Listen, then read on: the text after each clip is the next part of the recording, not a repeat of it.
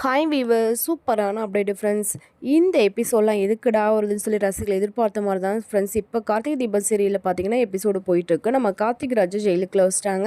நம்ம சாமுண்டீஸ்வரிய திட்டமே வேறு திட்டம் சொல்லலாம். ஏன்னா சந்திரகலா சொல்ல சொல்ல சாமுண்டீஸ்வரி இது மாதிரி பண்ணியே ஆகணும்னு சொல்லிட்டு பண்ணிக்கிட்டு இருக்காங்க.